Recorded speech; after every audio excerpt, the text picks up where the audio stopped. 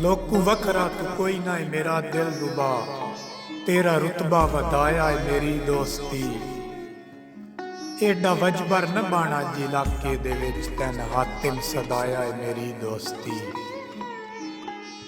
तेरा बचपन मेरे सामने गुजरिया, तेरा मुड़ ए सरापा मचलदा गया। तैथे आई जवानी मेरे मन दे विच, तेरी चाहत दा लावा उबलदा गया। तेरी जुल्फां दे विच मैं वलींदा गया, तेरी सिक दा समंदर उछलदा गया। तेरी तिरछी नजर दा सहर छा गया, मेरा दिल मेरे वस चों निकलदा गया। तू भी आम आए ते आम आई तेरा हर सजन, तैन खासां च गिनाया है मेरी दोस्ती। एडा वजबर न बाना जी इलाके दे विच, तैन हातिम सदाया है मेरी दोस्ती।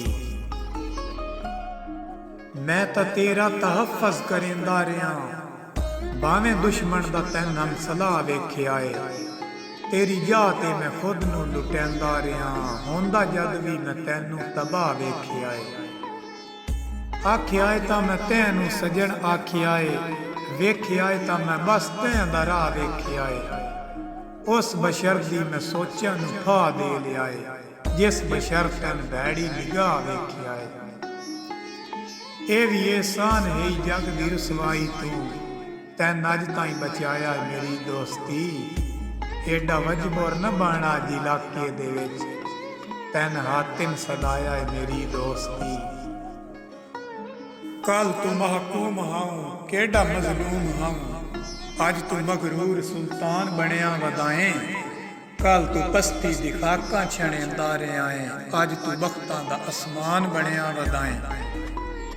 मैं तराशें तेरी आम हस्ती दे बुत, अज जमाने ते भगवान बनया वदाएं। मेरी चाहत नूं सूली चढ़ेंदा वदाएं, कहण दी चाहत दा निगरान बनया वदाएं। मैनूं देना है सजावां तू क्यों भुल गया है, तैन मुनसिफ बनाया है मेरी दोस्ती। एडा वजबर न बाना जी इलाके दे विच, तैन हातिम सदाया है मेरी दोस्ती। तेरे फन नूं मैं तेरी वफा समझिया, अज इसे भोग दे विच तलींदा वदां। तेरा सांगा तां गर्ज़ां दा मोहताज हा, मैं हिजर दे सैलाब विच गुतींदा वदां।